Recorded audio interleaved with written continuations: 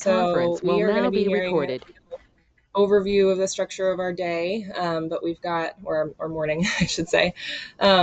We have three incredible presentations lined up this morning, ranging from coral restoration to a historical look back at Hurricane Marilyn from 30 years ago, to preparedness and response to extreme heat in Puerto Rico. And then we'll have some time at the end of that for community announcements and updates and information sharing.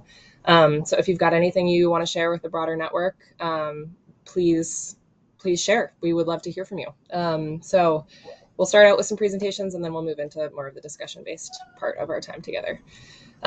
Before we get going, though, I want to extend a very warm welcome to two new executive team members for the NOAA in the Caribbean group, and that is Kemet Amon Lewis and Jennifer McWhorter. These are two fabulous, amazing human beings who just joined our executive team a couple weeks ago, and we're so excited to have their expertise and background and knowledge joining the leadership of this group. So please give them a warm welcome. Jen, I know you're online. Hi, Jen. Yay, there's your face. Kemet is at a conference and so unable to join us in person today, but he's here in spirit. So anyways, thank you guys for being here, and welcome to the NOAA in the Caribbean executive team.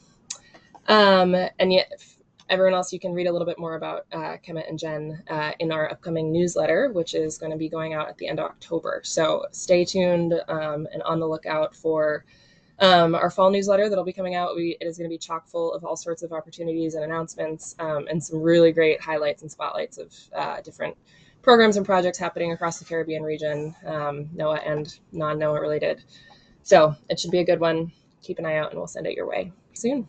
Okay, so without further ado, we will dive into our presentations. And our first presentation is from Kemet, one of our new executive team members. And like I mentioned, he's at a conference, so not able to be here in person, but we do have a recording of his presentation that we'll share momentarily. But I want to give you a little background on Kemet.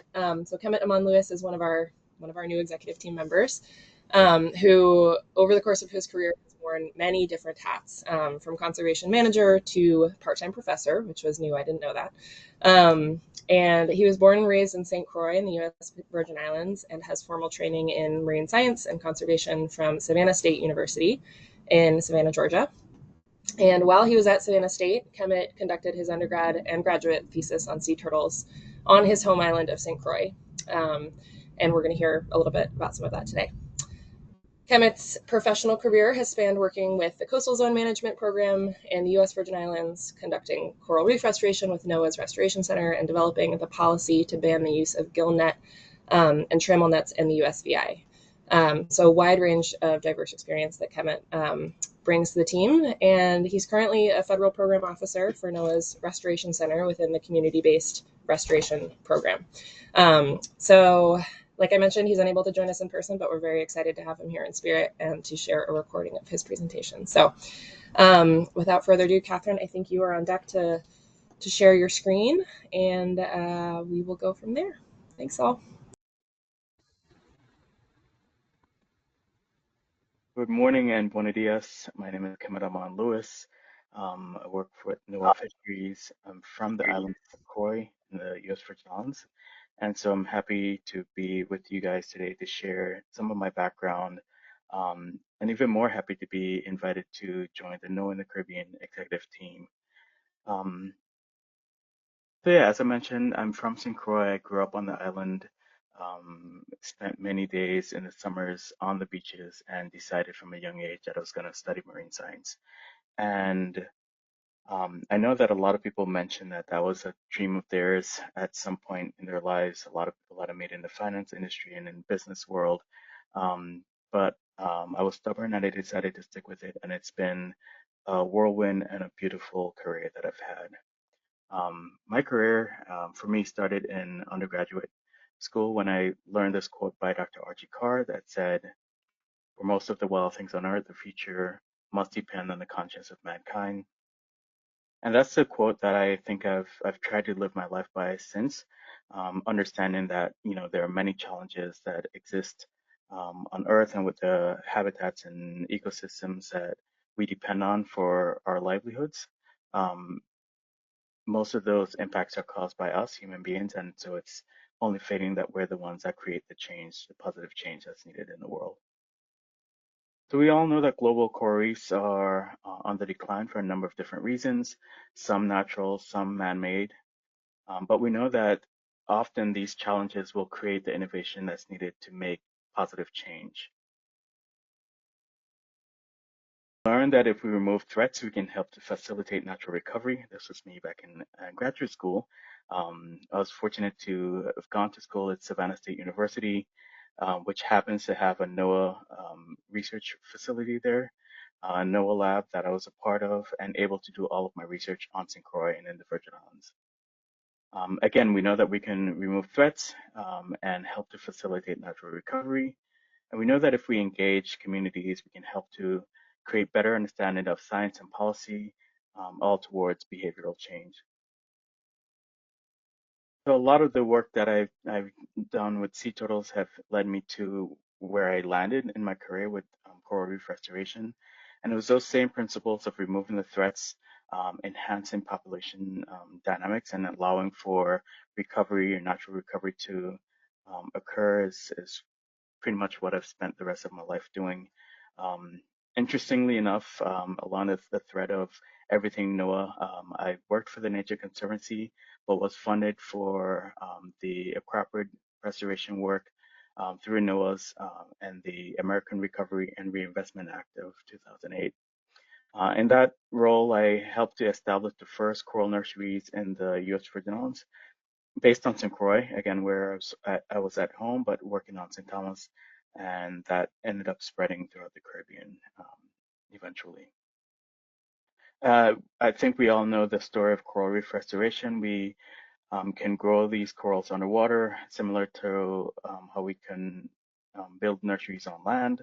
We again remove the threats, the predators, and algae that would outgrow the corals and compete with them, and allow for the corals to do nothing but grow and get big, as you can see in the video here. And then we pivoted when we began to think about how we take these corals that we've invested um, hundreds of thousands of dollars in growing and keeping alive. What does that look like when we get them back onto the reef? And so we use restoration to build resilience, but interestingly enough, we used resilience to inform how we would create our restoration practices. And so rather than growing corals and tossing them onto the reef, we were very strategic about where we placed corals, and we wanted to make sure that those sites had resilience characteristics in them and that they would promote for the highest return on investment or restoration success. And so we were able to initially outplan sites like this. This was at Cane Bay on St. Croix. Interestingly enough, one of the sites that I dove as a high school student with our high school scuba club and our marine science program, and essentially looking for those sites that had some of the Acropora silvercornis as seen here that we had freshly outplanted, other coral species that had good flow and flushing, and all of these other characteristics that we thought would promote.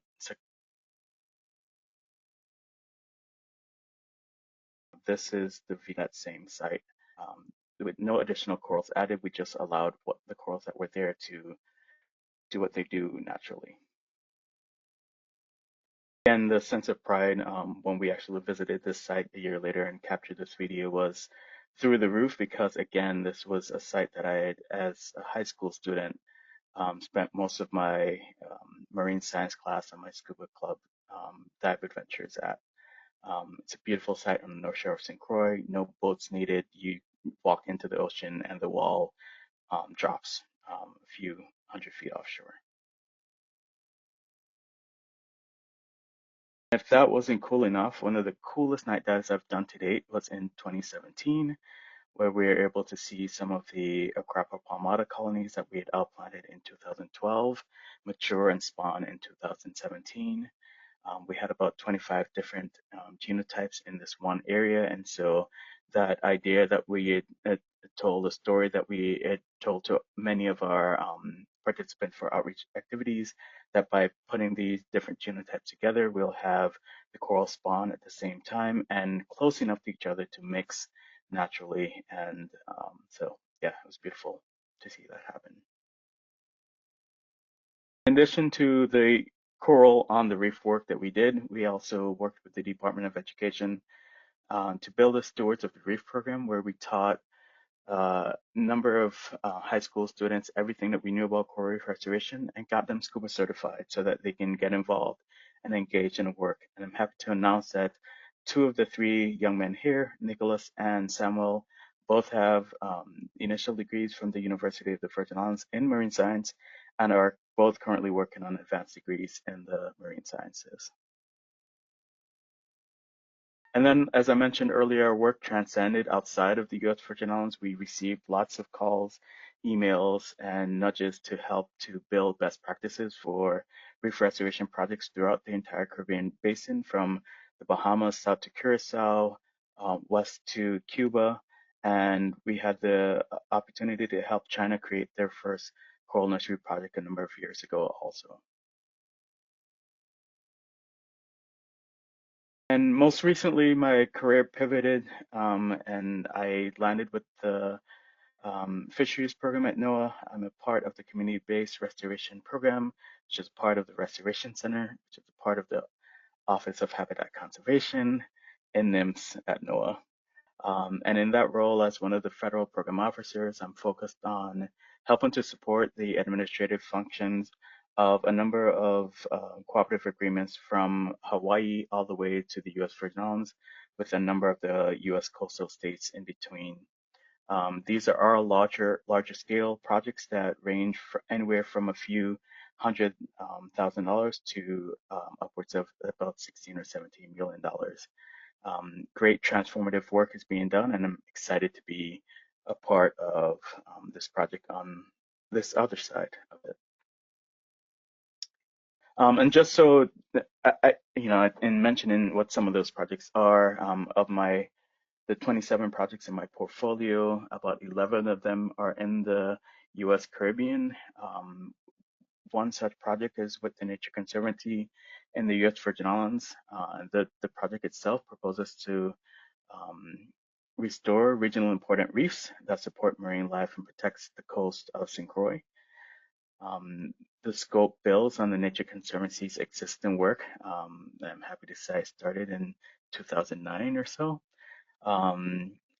with a specific reef that's 69 hectares restoration site within the St. Croix Eastern Marine Park, the locally managed marine protected area on St. Croix. They've used everything from high-resolution drone photography to aid in the mapping of the reefs, coupled with ground truthing those um, results, and using baseline studies, essentially and methodology over the project area to obtain community data used to calculate the outplant targets. They've implemented everything from restoration planning and coral propagation, facilitated sexual reproduction, and partners and subawardees are actively working in community outreach activities across the island of St. Croix. The Coral Restoration Foundation is similarly doing work in Florida, Puerto Rico, and in the U.S. Virgin Islands. And this work has continued from a long-standing effort in the Florida and Florida Keys to build acroprid and other stony coral species in restoration activities. And it's expanding that work into Puerto Rico and the U.S. Virgin Islands also. And there are a number of activities that are incorporated into this project, included the increase in population sizes of two Endangered Species Act listed acroprid corals, as well as a number of other critical reef-building non-acroprid species. They are maintaining adaptive evolutionary potential for corals used in restoration by increasing the number of wild-type genets incorporated into habitat restoration products, and they're conducting sampling and genetic analysis of Puerto Rico and U.S. Virgin Islands acroprid population to inform how restoration occurs and provide input into the regional genetic management plan. At the University of the Virgin Islands, they are building habitat and workforce infrastructure focused on three main aims, which is one, to restore within the territorial priority restoration site and a national park service designated coral restoration site to improve mangrove restoration and enhance mangrove restoration at a marine reserve wildlife sanctuary. And community engagement the awareness that this project builds is important um, for the educational value itself, but also for increasing the workforce readiness in the U.S. Virgin Islands. Through the project, also cutting edge technologies like beneficial biofilms and soundscapes are applied, and the results will lead to better resilient for climate change corals, mangroves, and again, this climate-ready workforce will be created for this resilient community. In Puerto Rico, Sea Ventures is working on a multifaceted award aimed to rebuild with resilience, both physically and biologically, the Cayo Largo Reef Complex. It focuses on the safeguarding one of the most vulnerable communities in Puerto Rico from the impacts of waves, storms, and the consequences of diminishing reefs. It provides an alternative to residents and establishes the foundation for a robust science and monitoring program, ensuring long-term health and resilience of these ecosystems. This approach particularly is really important. It draws on how important scale is.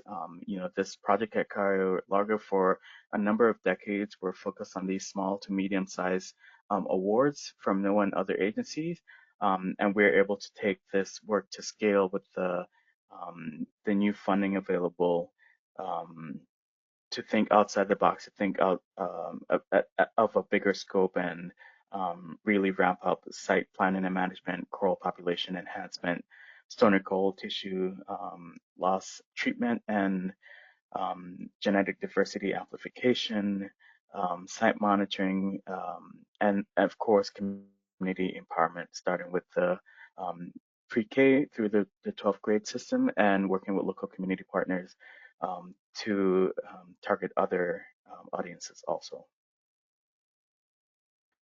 Then the Ocean Foundation is working to build on the existing large-scale mangrove restoration project at Hobos Bay, moving from about 695 acres to 1,445 acres. Again, highlighting how important these dollars are towards moving towards scale, which would represent by far the largest mangrove restoration project ever attempted in the United States. In addition to just the size of the project, um, there are aspects of it that will move towards getting certification for blue carbon. Um, and so, again, yet another project that is important for a number of different reasons in our region and can be, uh, I guess, not just a pilot because of the scale, but could be an example for how this work can be beneficial to nature, but also for people, for climate. I think the last thing that I wanted to leave with is how important community engagement has been for all these partners, from the work at the Core um, Restoration Foundation in St. Croix, the U.S. Virgin Islands, to the work from the University of the Virgin Islands and Sea Ventures. Also, community engagement empowerment has been a key component of all of these projects. And yet another reason why they're important to me. The marine scientist in me loves the work that's being done on the ground, and the Virgin Islander, the Crucian in me loves the fact that we are so connected with community for all of this work. And I'll leave you with that. I'm terribly sorry that I'm not there with you in person for this meeting. Um, but I think we're doing some really cool work. I'm happy to be a part of it. And Yeah, the Caribbean is a beautiful place without reefs, without mangroves, without manatees. It becomes a completely different place that I don't ever want to witness in my lifetime, and I hope we never have to think about.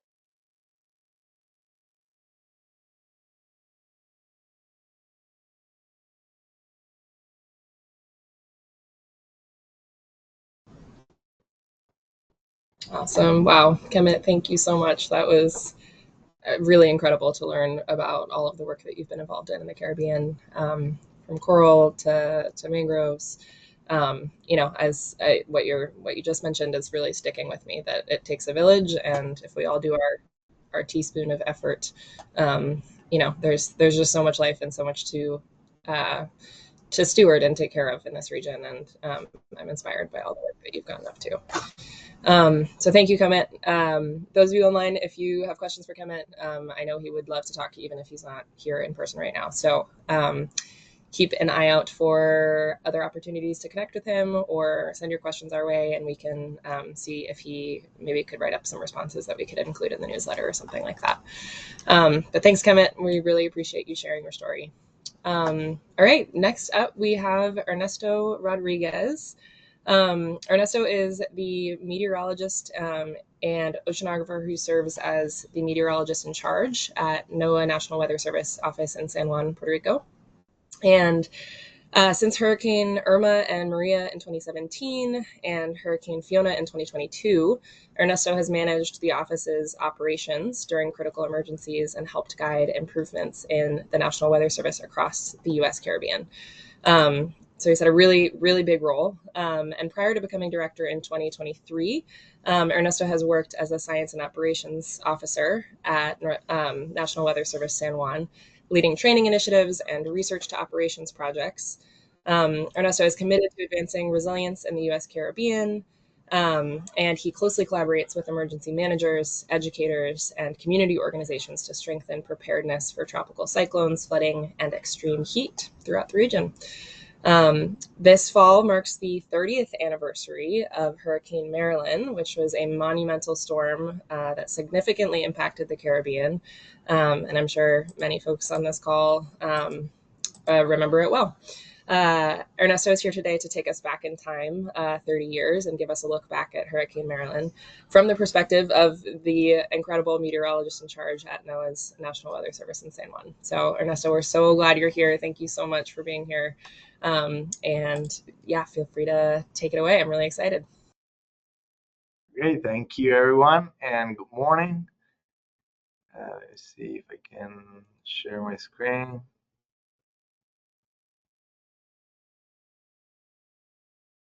Okay, hopefully you see that there. As Elisa mentioned, I will cover a little bit about the impacts of Hurricane Madeline in the Northeast Caribbean region, specifically U.S. Virgin Islands and Puerto Rico.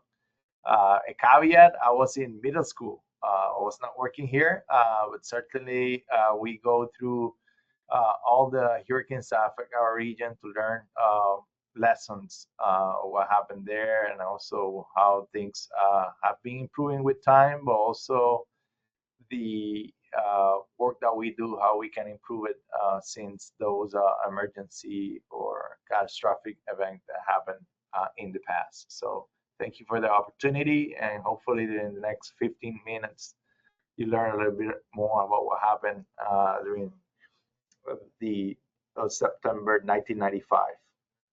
Specifically, uh, we got uh, the map that you see on the screen is the hurricane season, uh, Atlantic season tracks for that year. We got 21 systems affecting the Atlantic basin. However, most of them concentrated east of our region, mainly over the tropical Atlantic waters, and they start curving as they approaches the Caribbean region. However, during September, we have two of them that move very close to our region. The first image that you see in the right upper part of the slide is Hurricane Luis. happened in September, early September, around the 5th, September 5, and take pretty much the same trajectory. Was a close call, was more intense than Marilyn, but the impact associated with it and the strongest quadrant stayed over the water. So the people in Puerto Rico and the Virgin Islands, they said, oh, we're expecting a hurricane, but not necessarily happen. And that probably affected preparation uh, with Marilyn, as we got 10 days prior Marilyn, a hurricane, a very powerful hurricane that brushed our region and not necessarily bring a direct impact. One thing that we need to mention about Luis is was a very intense hurricane that moved close to our region, but he was a little bit early. A pattern very similar to what happened with Hurricane Maria. If you remember, with Hurricane Maria, we got Hurricane Irma on September 7th, and around 2 weeks after, 14 days later, we got Hurricane Maria. So it was a similar situation, obviously not the same trajectory, but in terms of preparation and how the forecast is affected by previous events, we need to mention those systems that affect the preparation and the actions of the people prior a system. So certainly we got a big system, category 2, almost a category 3 hurricane approaching the region 6 years after Hurricane Hugo. That was a one that affected our region and also created a lot of destruction on 1989. So 6 years after, we got these two strong systems that move closer to our region uh, and bring some direct impacts. So it's also too good to talk a little bit about the perspective of the biggest hurricane that happened uh, in the region, that was Hugo, and then follow 6 years later with Marilyn and Luis moving and bringing some impacts to the region. So a little bit of the timeline of how things start forming with Marilyn in September 12th. Marilyn was formed as a depression about 1,500 miles east of the Windward Islands. By the next day, it was rapidly intensified into a tropical storm.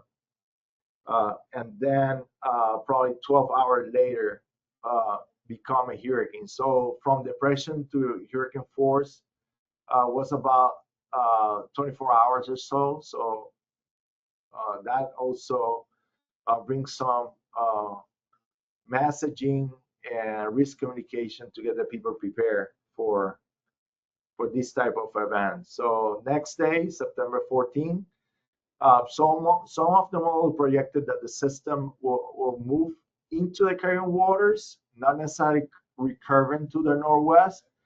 So the main idea of the forecast was that the system will pass 2 hours south, mainly affecting San Croix and southern Puerto Rico.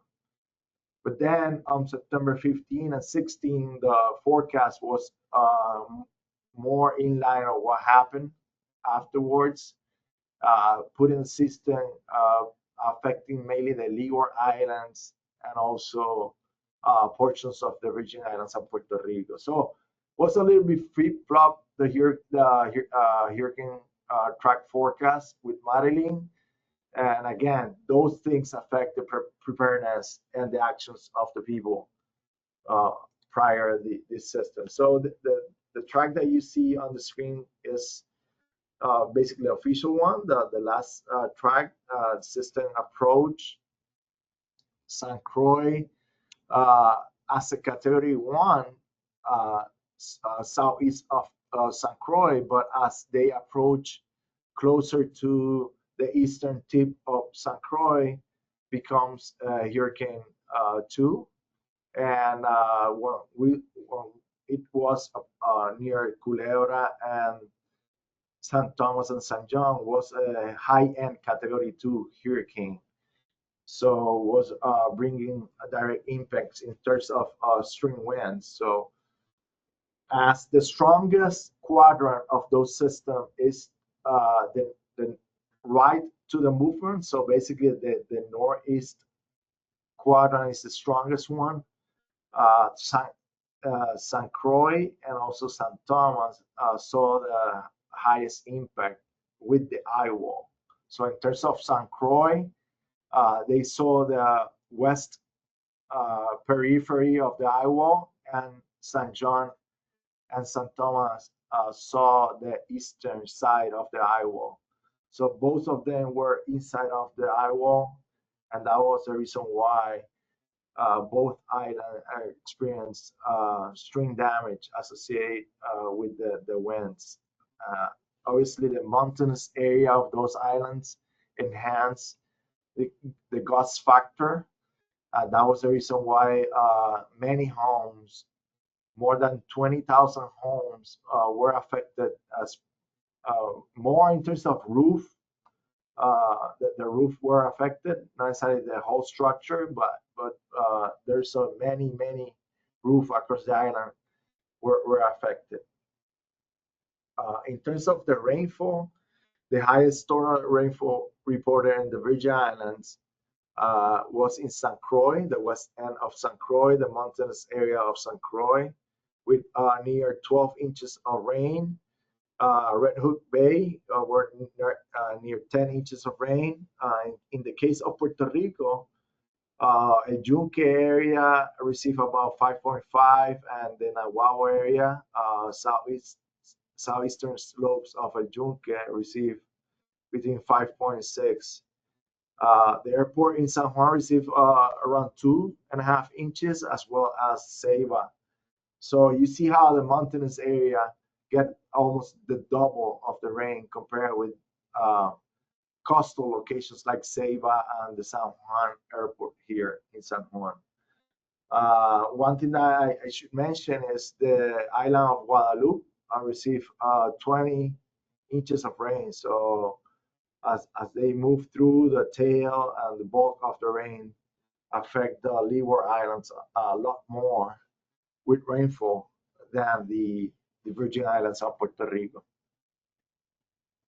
For Culebra, the most impactful was the landslide affecting the Culebra Island, and also rainfall with them, not necessarily the wind.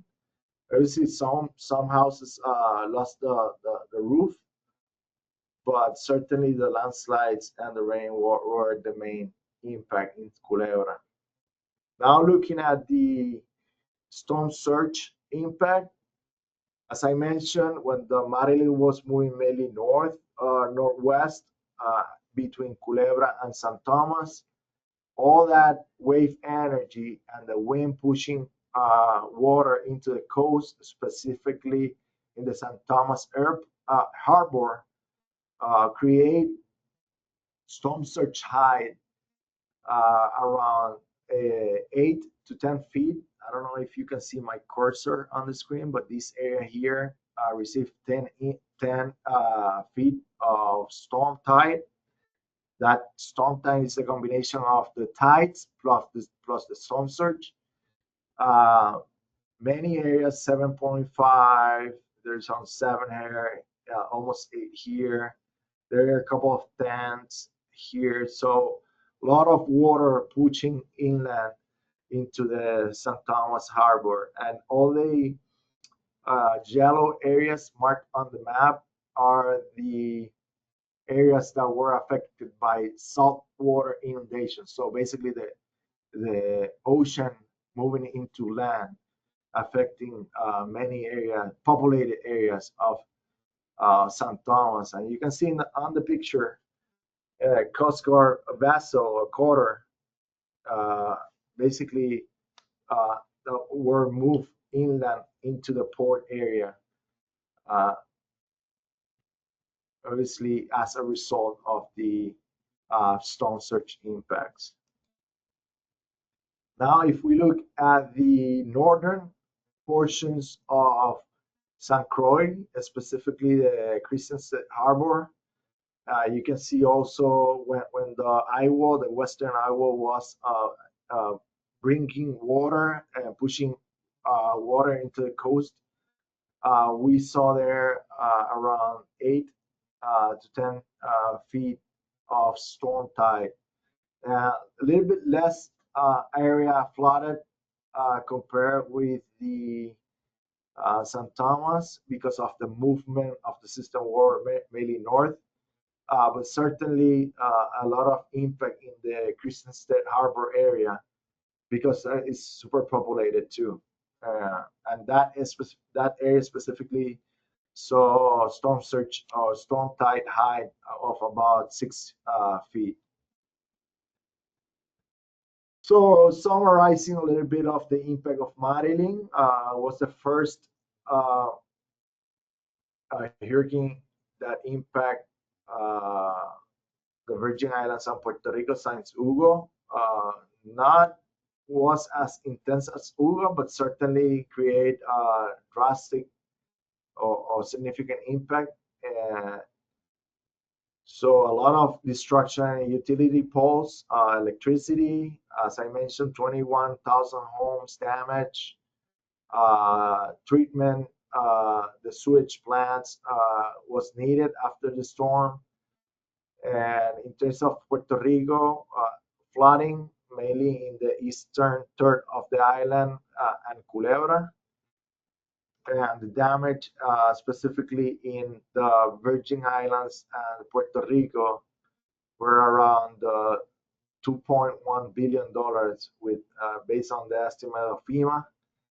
And most of the damage, as we mentioned, not only due to extreme winds, but also due to the storm surge, was in St. Thomas. That St. Thomas basically was the most affected area of all the islands around the trajectory of Hurricane Marilyn. And basically, we do service assessment after significant events. And most of the information that I shared with you this morning was in the service assessment of Marilyn. A lot more information if you're interested in knowing a lot more about what happened on mid-September 1995. Make sure that you take that link and read through all the things that was identified to improve in the future. I only take one of those recommendations and findings, and it's still related to what we are doing now, and it's that the people not necessarily understand the forecast track, the kind of uncertainty, and at the end of the day, they do their own interpretations. They look at different models, and they came with conclusions that not necessarily are tied with the official forecast.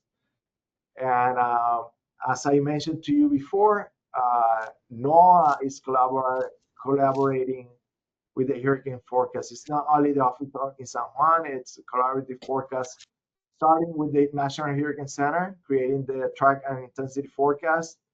We as a local office downscale those impacts in flooding risk, storm surge risk, tornado risk, landslide risk, to tell the people what could happen with those storms, but also other offices of NOAA, like AO, National Ocean Service, give us assets with buoys, drones, gliders, to try to fine tune those forecasts, as well as nest this with satellite data. Weather Prediction Center help us with the rainfall forecast. Storm Prediction Center with the tornado forecast. So all of us in NOAA create the hurricane forecast. So we keep encouraging the people out of the public to use the collaborative forecast as the most likely scenario presented by the official forecast, not looking at different models to get a conclusion. And as I mentioned in that slide, things that happened 30 years ago still happening now with the public try to interpret all the information that is available on the social media and the web. So as a NOAA in the Caribbean group, I encourage everyone to keep an eye of the people and try to keep sharing the official forecast. So we get better on that, and hopefully the forecast it's reaching more people. The official forecast is reaching more people, and we're dispel rumors in case of something move closer to our region and not necessarily will bring direct impact to us. I'll leave it there in case you have any questions. Awesome. Thank you so much, Ernesto. That was amazing to have a look back at 30 years ago and actually see the tracks and the impacts and the forecasting. I think a lot about how social science also plays a role here in taking forecasts that last mile, right? Like, we can have the best available science and the best available forecast, but if our communities don't understand necessarily what it means or how it's going to impact them or the severity of the warnings or anything like that, that makes a big difference to have that level of communication. So I really appreciate you talking about that, and I'm always so interested in how we can translate science into meaningful messaging for the community. We've got time for about one question. So if anyone from the community group has a question, please feel free to come off camera, come off mute, and ask Ernesto anything.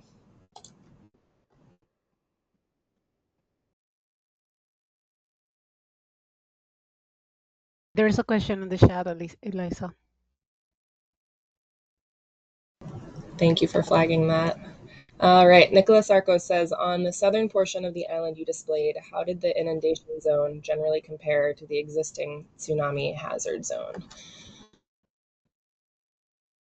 I need to check. In reality, I don't know how close they match, but certainly it's the low-lying areas along the coastline that will be affected by tsunamis and also storm tide. Related to the tsunami, probably will be a little bit more inland because of the wave energy and the velocity of those waves could reach a little bit more inland. In terms of if we compare Marilyn, for example, a category 2 hurricane with Maria or Irma, those have some slight changes too, because obviously the residence time of the system plus the intensity of the wind also bring more water into the coast. But certainly the topography and the lowland areas play a key role for having similarities in terms of flooding of those two events. Awesome. Thanks, Ernesto. And one more question from our executive team. We have a little, a chat going. Does your memory of Hurricane Marilyn, do you remember that influencing your career at all, or your choice to become a meteorologist? I'm curious if you can talk a little bit about that. Yeah, great question. So I was in middle school, and basically that month in September 1995, we don't have any classes. So all suspended because it was a back-to-back system moving through our region. Certainly that start my interest in weather. But by then I was thinking that the meteorologists, TV meteorologists, that was the people that were seen during those years, never retire. I see back then was Roberto Cortez, super young, a Telemundo reporter, and was giving the weather there. I was not, and I did not know a lot of careers regarding meteorologists near Puerto Rico. The good thing that happened afterwards was when I was in high school. I experienced Hurricane Georges. Certainly, I was a little bit more mature then to start looking for possibilities of keep studying the meteorologist major and oceanography. So obviously, Marilyn was the first step, but Georges was the uh, final push to study meteorology. I love that. I love the image of your mind working in that way as a kid. Thanks so much, Ernesto, for being here and for sharing all of your insight with us. We are so grateful for that presentation and for you being here. All right. Next up, we have Lisa Millan Perez, who holds a PhD in clinical psychology. And her areas of expertise include public health, emergency disaster preparedness, planning and coordination, and behavioral health.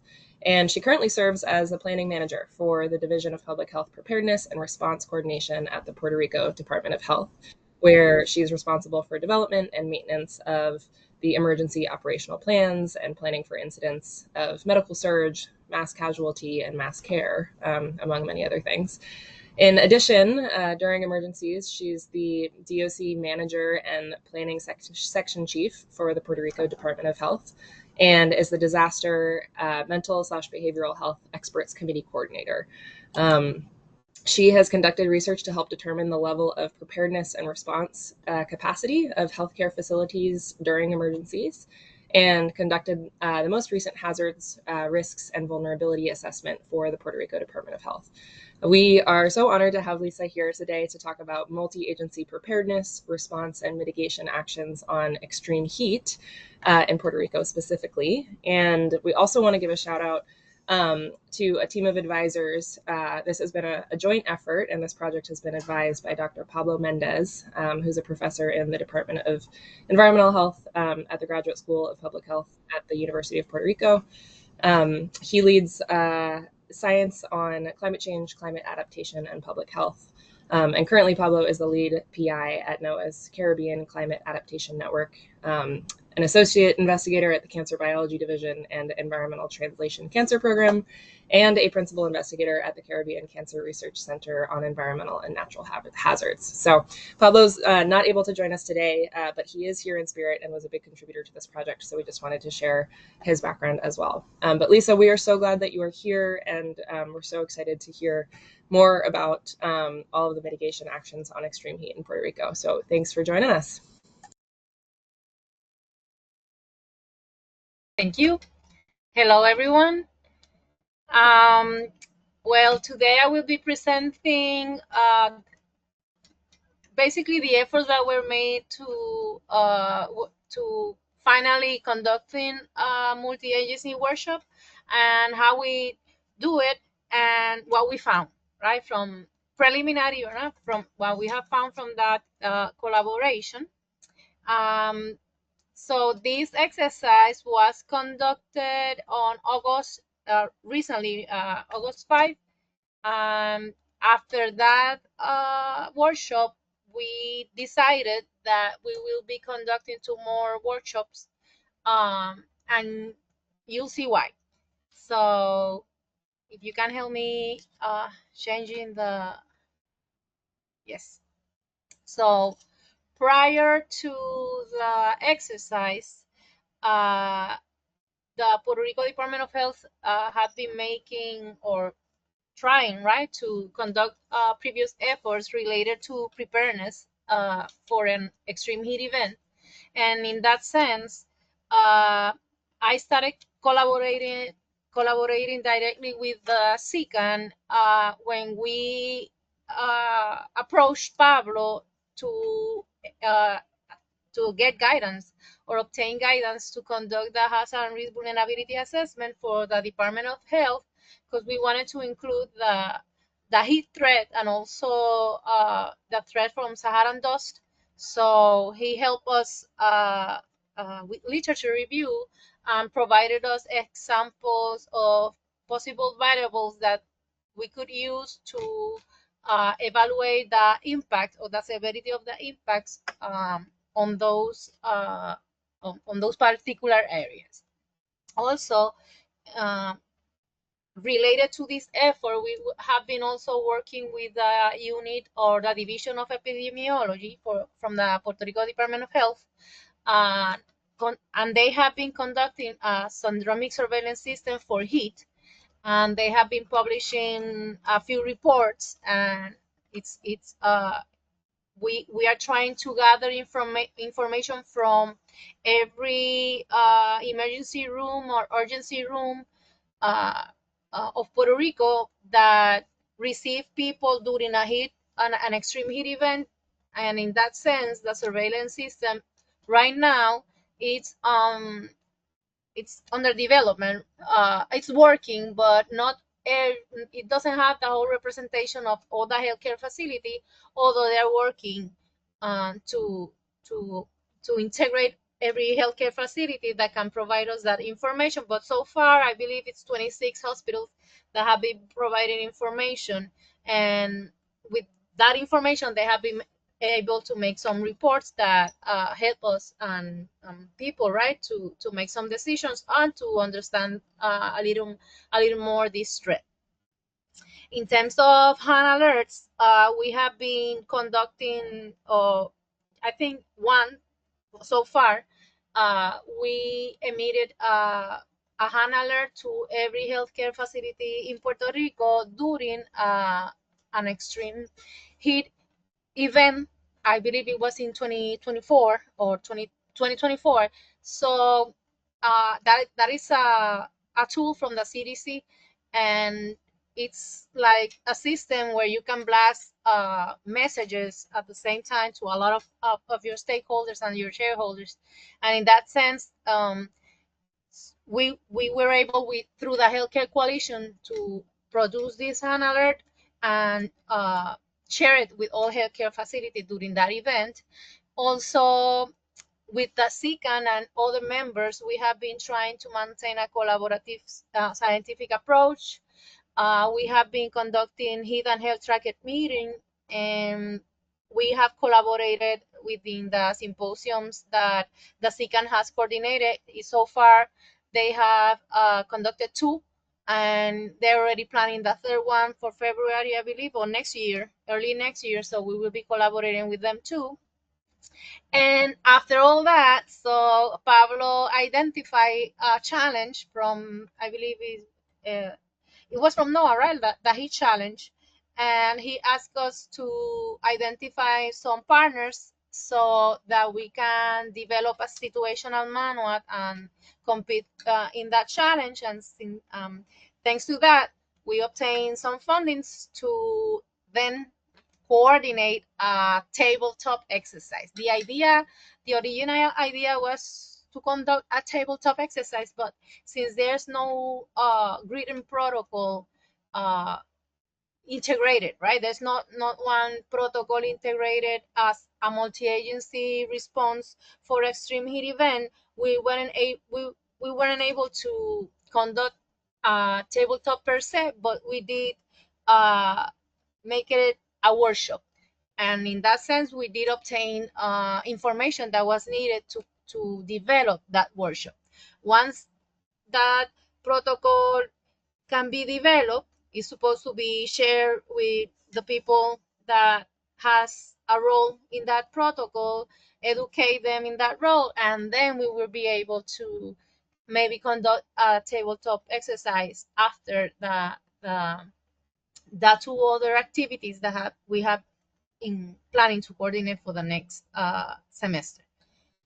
Okay, so next. So why we chose this?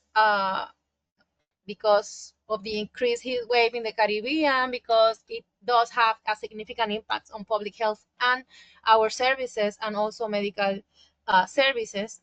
There's a need to identify triggers for an integrated action, right? Everyone has different triggers, and although it appears obvious.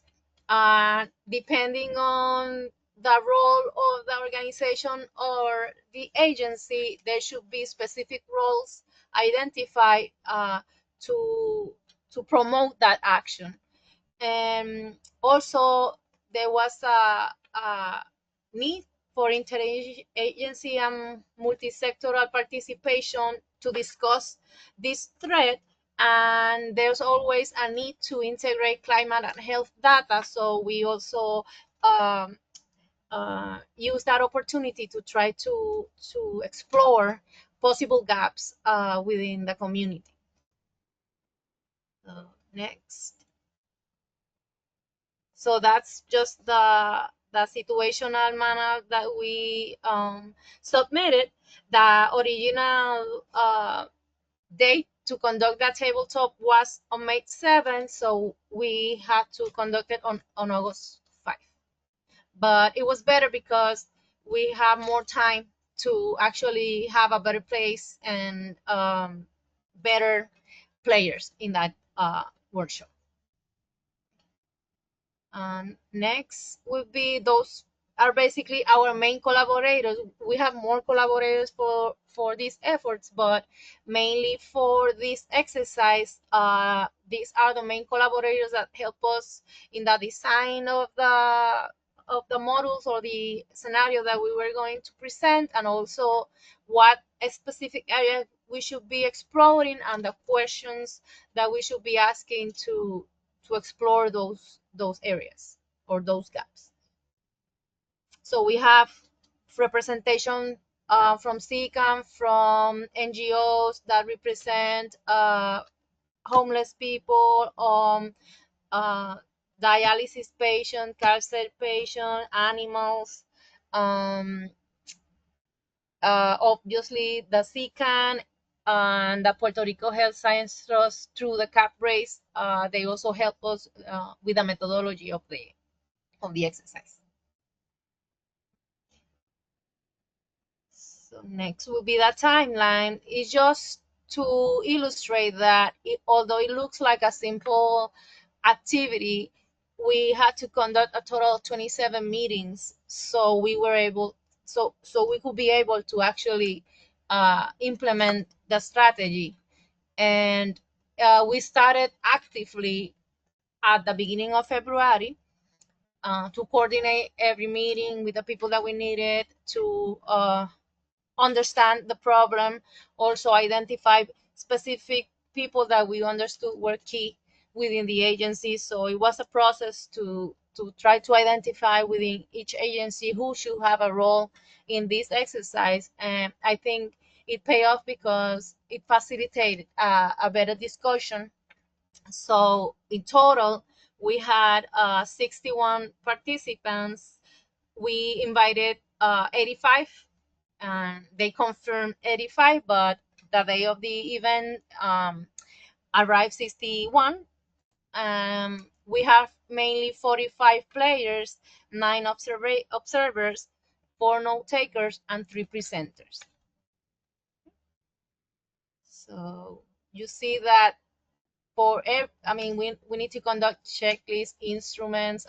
We had to develop other tools to make sure that it was a successful event. So at the end, that's mainly how it looked. The people that, or the sectors that were represented during the exercise, we have a lot of NGOs, but also we have the governmental sector, the private sector.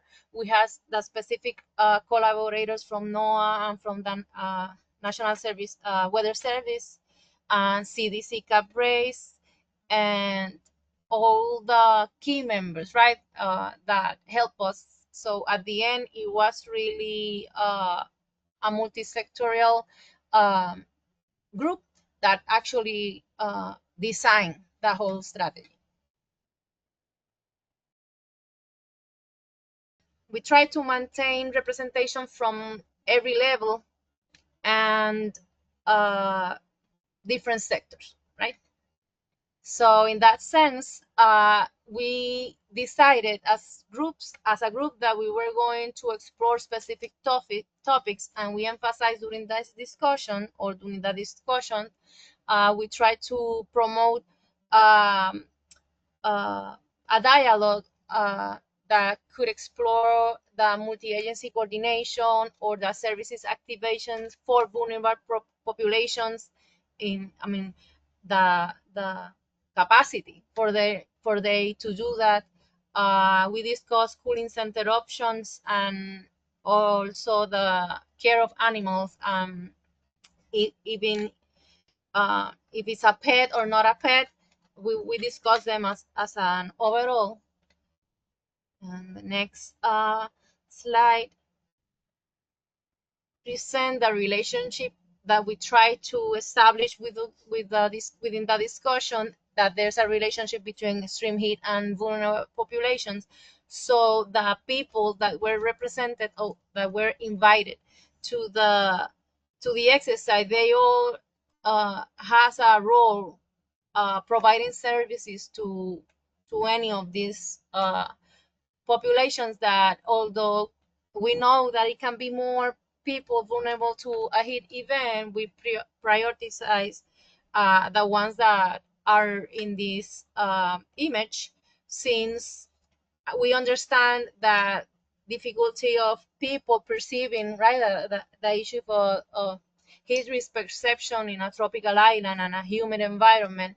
So to be objective, we decided we should discuss first this population, and that's the discussion revolve around them and options, right, for providing support. The next, those will be the 4 presentations we discussed to be able to conduct the workshop. Because we follow the methodology of the Homeland Security Exercise and Evaluation Program, HEPSIP. So we were obliged to provide a seminar first, so you can conduct a workshop without a seminar.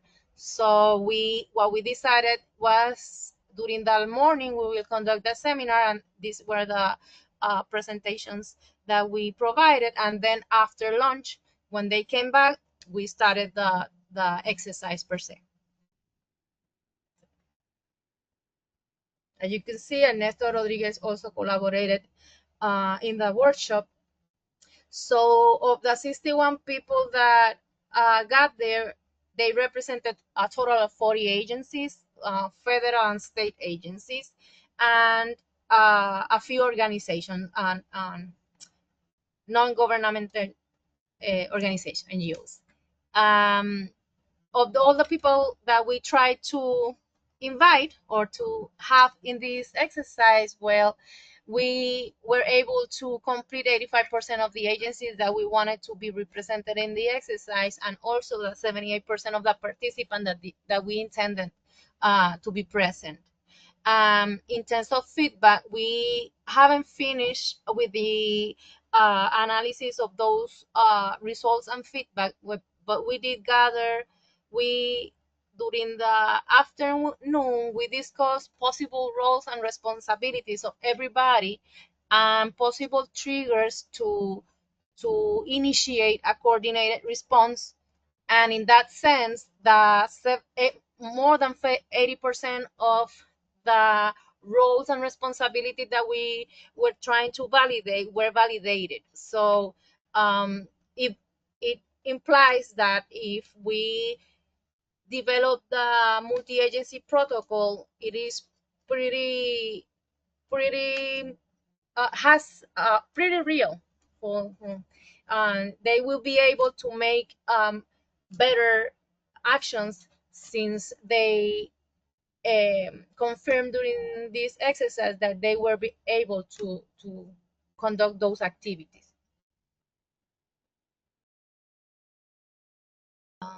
Next would be, so also we try to establish a flow chart to help take decisions, right, on how the coordination should flow. And this is the draft that have that we gathered from that information. Is not finished yet. That first exercise was intended to understand the knowledge and gaps at the state level. So this flowchart has that feedback, but that's why we decided to conduct 2 more activities at the municipal level, so we can gather their input and they can reflect. We can reflect every level in the same flowchart. Next step, like I said, conduct 2 additional workshops. We decided San Juan and Ponce, since are regions that are typically more at risk of extreme heat events for the island effect. Also, we understand that we need to strengthen heat alert communication system for other areas or populations, but those are areas that need to continue a discussions. That's something that we obtain from the participants. Also, suggestion to integrate health surveillance with meteorological data. That was something that we have been trying to do, and I guess it will be to continue the discussion to enhance the effectiveness of those systems or that data. Also, the importance to develop joint protocols that integrate health aspect, climate aspect, and in particular in Puerto Rico, the energy aspect. I know that we can continue to develop the protocol, integrating other threats or situations, cascading events that can worsen the situation. But for the moment, these are the 3 areas that should be reflected in that the majority of the people suggested that should be represented on the protocol. Also, there's a recommendation for a regional joint training and exercises. So maybe that's something for you guys, right? At a higher level, how to coordinate or develop, right, a joint training calendar or exercise calendar, depending on what we want to educate people. Public campaigns based on climate data, and community education tailored to the Caribbean. So next will be opportunities of collaboration. These are 2 questions that we throw to the air. They don't have an answer right now. It's just to generate ideas. What opportunities do you see to strengthen regional collaboration in message to the public? It could be an area that we could discuss during the next 2 exercises. Or how can we better integrate NOAA's heat forecast into local and public health plans? Should be areas that we are intending to explore in the next 2 exercises. And next, those are some of the pictures of the people that collaborated. We had the presence or the visit of the Secretary of Health and other key members. We have also CDC collaborators that help us with the health and with the heat and health tracker and with the reports of the surveillance system. And it was a full venue, so it was key partners that we understand are required to respond during an extreme heat event. And that discussion was, in my opinion, it was really, really important, and it did steer us to the right direction. I think that would be all. That's the whole group at the end. Some of the people already left by that photo, but there's like a a nice picture because you can see, you don't know them, but a lot of them are the emergency coordinators of a lot of agencies. So it's important for me that they understood why, in terms of heat, we should have a coordinated response and not just leave it to each one on their own. And that, I believe that would be all. Wow, Lisa, thank you so much. What an incredible effort and workshop that you pulled together to have so many leaders of different agencies across the Caribbean and Puerto Rico come together to really think about this problem. And it is absolutely essential to have a multi-agency response to a problem and a natural disaster, to something that we face frequently and more frequently, that affects everybody, regardless of who you are and where you live, and how you spend your time. And to think about it from that perspective, really from a holistic perspective and involving so many different coordinators, emergency managers, is really powerful. So thank you for the incredible work that you're doing and for sharing it with us. We have time for one question if anyone wants to jump in and ask Lisa a follow-up. Eliza, I have a quick question if that's okay.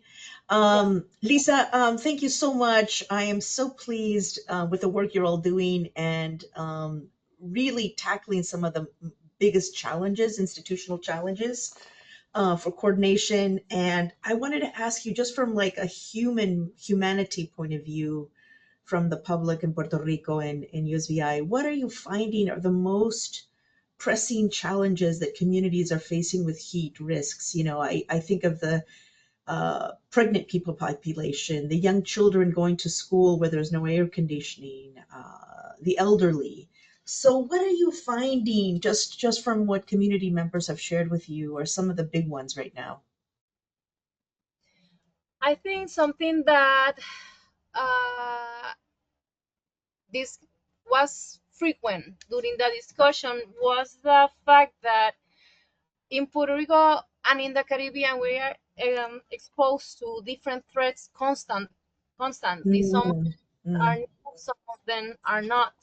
And in that sense, you have, like, in my perspective, we have a response team, interagency, that is overwhelmed because the mm, reality is that they are the same. Um, you're still being the emergency coordinator of that agency no matter what emergency. So since we have been experiencing constant threats and impacts in recent years, the same people keep working when you try to talk or discuss the heat threat. I think we saw this since the HRV, since the vulnerability assessment, the low priority that is given to the threat, and a lot of mm, it mm, to do with not understanding, because one thing is perceiving threats, mhm, or mhm, knowing your risk, and a whole other thing is understanding the risk mhm, and understanding the resources that you have available to respond. mhm, Because mhm, you can have a lot of resources, but if you don't understand how to coordinate them, mhm, it's also a challenge. And since we have all these threats, a lot of people, I believe, are overwhelmed with the alerts, uh, yeah. uh, for everything, even though they're important. People, at the end of the day, turn off the applications or choose to ignore what alert and decide to what alert I'm going to pay attention today. So that's something that was prevalent during the discussion, I would say, but I know it's people are working on it. I mean, Yeah. simplifying the information, but I think we need to maybe develop at the end of the day a community strategy Mhm, that promote a preparedness culture, no matter what is the threat. mhm, mhm, mhm, At the end of the day, we have to adapt or mitigate, but uh, resources are overwhelmed and people are overwhelmed too. So I guess that convincing people that this is an important issue for public health, Mm-hmm. and understand how they are affected by heat. So that's why we chose to select those particular vulnerable population, because among everything, those are the most at risk. Yeah. So whatever we decide, either is a campaign, a communication campaign, or education campaign, uh, we should start with the ones that will be really at risk, Mm-hmm. and Mm-hmm. the rest later. Yeah. Yeah, Liza, thank you for opening our eyes to the compounding effects too of all of this. So thank you so much. I've made some quick notes here from some of what you said. Thank you so much. All right.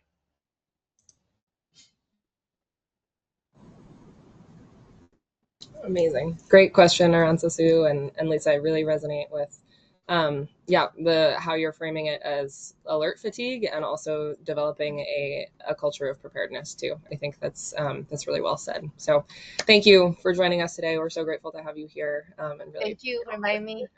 yeah. So we will go ahead and stop the recording.